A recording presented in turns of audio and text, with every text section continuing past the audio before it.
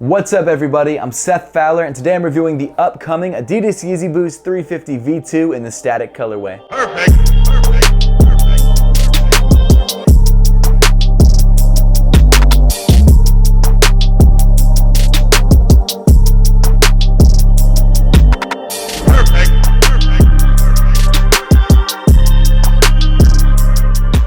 First off, I want to thank the sponsor of today's video, StockX. StockX is the best place to buy brand new sneakers because not only is every sneaker that you purchase from StockX guaranteed to be 100% authentic, but they also have the best selection available pretty much anywhere. Whether you're looking for your grail, like maybe the Tokyo 5s, or even an upcoming pair of sneakers like the Adidas Yeezy Boost 350 V2 Statics, StockX has you covered. My favorite thing about StockX is that you can track the sale price of any sneaker on the website so you know whether you're getting the best deal. I buy a lot of sneakers early on StockX because of course I review sneakers and I need to make sure that every pair of sneakers that I'm reviewing is authentic. But recently I've also picked up shoes like the brand new Tiffany Dunk SBs. StockX is my go-to for buying sneakers and it's also my go-to for selling sneakers as well. And one of my favorite things as a seller is that I don't have to deal directly with buyers, which can sometimes be a pain. So if you'd like to check out StockX for yourself, whether it's to grab a brand new pair of sneakers like the 350 V2 Statics, or maybe make some extra money by selling the unworn sneakers in your collection, make sure to click the link in the description below. But now let's jump right into the review.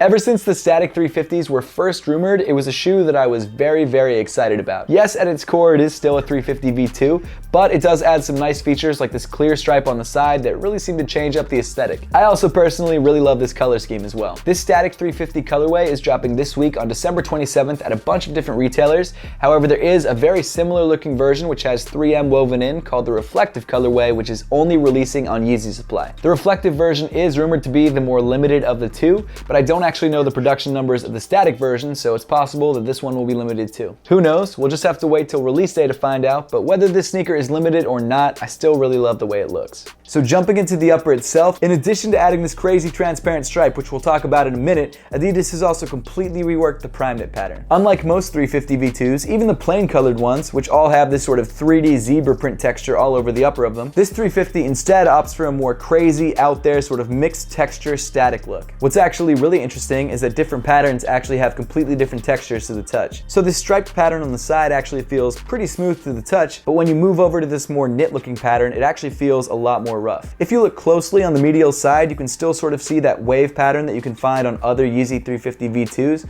but like I said before, the zebra pattern and the zebra texture is completely removed from the sneaker. Even though this looks like sort of a crazy and out there jumble of patterns, I do like the fact that some patterns repeat themselves around the sneaker. You've got this sort of double dot pattern around the toe on both sides, and then as I pointed out before, you've got this striped pattern which can actually be found on both sides of the ankle, except it changes thicknesses, which I think is a cool touch. But my favorite part about this prime knit pattern is that even though there's a lot of stuff going on and even though it's very busy, it's not too crazy because they didn't add too many colors. It's just white and gray. By keeping this prime knit pattern just two tones, and actually speaking of that, the entire shoe just two tones, it really simplifies the overall silhouette so it doesn't get too crazy and too busy. Of course, running down the center of the shoe, you've got that signature Yeezy stitching, this time around in white. Weaving through the prime knit over top of the stitching, you've got these gray 3M laces. That 3M pattern is a super nice touch, and it actually makes me really excited about the reflective Yeezy 350s coming out at the end of the month. Now getting to the most eye-catching feature of the shoe, and probably the biggest change on a Yeezy 350 V2 to date, this translucent stripe. On all the previous 350 V2s, this stripe has just been a plain colored prime knit, and even on the plain colored pairs, you'd have the lettering SPLY 350 stitched into the stripe. However, this time around, Adidas has completely changed things up in a way that I absolutely love and changed this stripe from prime knit to clear plastic mesh. It's such a nice change on the 350s, and you guys know me, I love translucent side panels because it allows you to sort of customize the way the sneaker looks by just changing your socks. So I think this stripe is a very welcome change and I really like what they did with it. One thing you've probably noticed by now is that even though the entire stripe is made up of clear plastic mesh, you can't actually see through every single part of it. And that's due to the fact that Adidas adds these fabric underlays on the toe, around the laces, and on the heel for added structure and durability. I'm sure you've seen older pairs of like white 350s that have this dot pattern kind of rubbed in with dirt. So you're probably already familiar with the structure underneath the toe, but now you can see it, which is cool. And if you're still wondering how see-through this stripe is,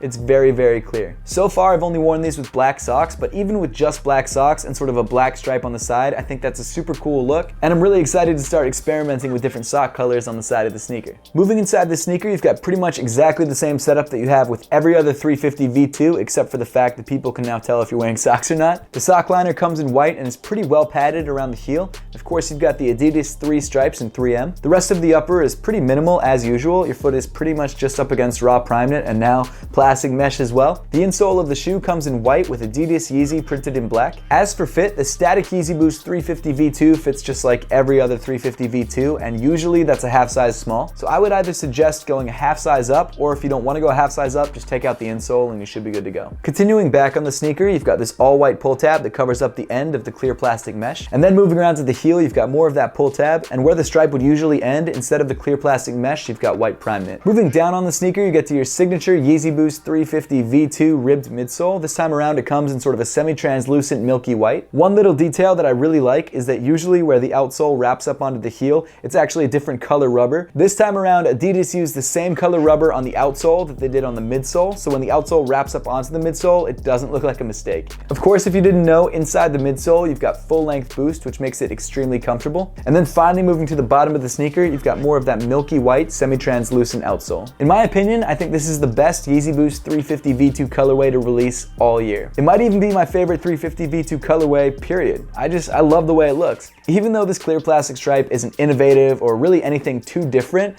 I really like the way it really changes up the look of the shoe, and I think it was a great touch. The Adidas Yeezy Boost 350 V2 in the static colorway releases on December 27th for $220, but you can secure your pair right now on StockX. So that pretty much wraps up the video for today. Now I would love to know your thoughts on the static Yeezy Boost 350 V2 and whether you're planning to grab a pair for yourself or whether you're gonna let this one go. So make sure to leave those comments in the comment section down below. Once again, huge thank you to StockX for sponsoring today's video. If you'd like to check out StockX for yourself or even just check the prices of the Yeezy Boost 350 V2 static, make sure to click the link in the description below. And as always, thank you so much for watching. Please make sure to give this video a thumbs up if you liked it, subscribe down below if you haven't yet, and I'll see you all in the next one.